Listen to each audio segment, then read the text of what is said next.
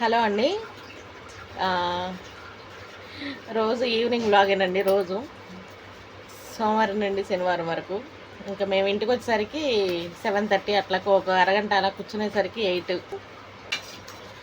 అన్నం అయితే ఉడుకుతుంది. చూపిస్తాను సార్, చూపిస్తానండి. ఇక్కడ ములక్కాయలను ఉల్లిపాయలు కట్ చేసి పెట్టాను. ములక్కాయ కోడిగుడ్డు చారండి. ములక్కాయ కోడిగుడ్డు చారు చేస్తున్నాను. ఇక్కడైతే ఉల్లిపాయలు, ములక్కాయలు, పసుపు, ఉప్పు వేసానండి. ఈ కొంచెంసేపు మగ్గిన తర్వాత అల్లం వెల్లుల్లిపాయ పేస్టు వేస్తాను. ఇది కోడిగుడ్లు ములక్కాయ చారు అన్నాను కదా.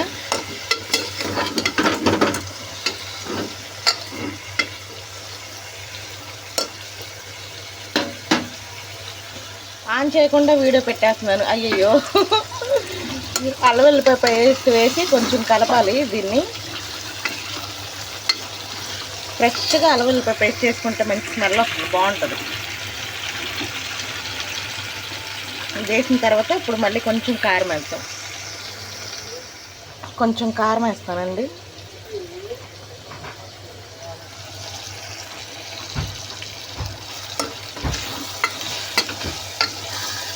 కొంచెం ఎక్కువ వేసుకోవాలి, మళ్ళీ లేదనంటే మళ్ళీ వాటర్ పోసిన తర్వాత తెల్లగా అయిపోద్ది. అందుకని కొంచెం ఎక్కువ వేసుకోవాలి.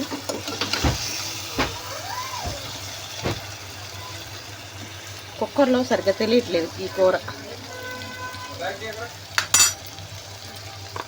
కూరకి కాస్త వాటర్ ఎక్కువే పడతాయండి. కారం వేసిన తర్వాత ఇలా ఉంటుంది. కొంచెం వాటర్ పోద్దాం. చారు కాబట్టి కొంచెం ఎక్కువ వాటర్ పోసుకోవాలి. ఇంకొంచెం వాటర్ పోస్తాను. ఇంకా గుడ్లు కూడా వేసేసుకోవాలి వాటర్ పోసిన తర్వాత.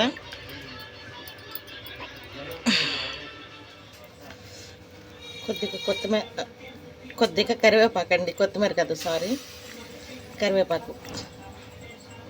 లాస్ట్లో నిన్న చేసిన పొడి మసాలా ఉంది కదా, ఇది కొంచెం కూర అయిపోయిన తర్వాత కొంచెం పొడి మసాలా వేసుకొని దించేసుకోవాలి. ఇక్కడ ఉండలేకపోతున్నామండి. అసలు ఎన్ని చవట్ల పోసుకొచ్చేస్తున్నాయంటే.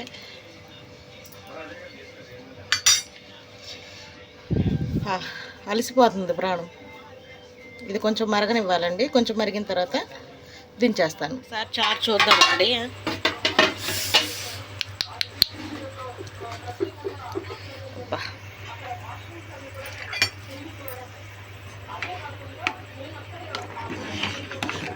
కొంచెం మరగాలి చారు, ఇంకొంచెం మరిగితే బాగుంటుంది.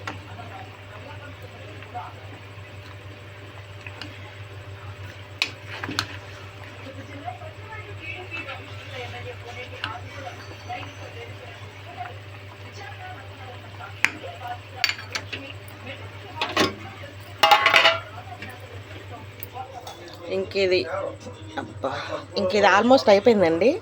ఇది కొంచెం పొడి మసాలా వేస్తాను. ఒక 2 minutes ఆగి దించేస్తాను.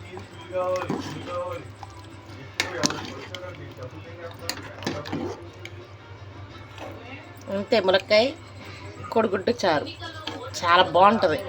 అంటే చారు ఇష్టపడే వాళ్ళు ఎవరైనా కానీ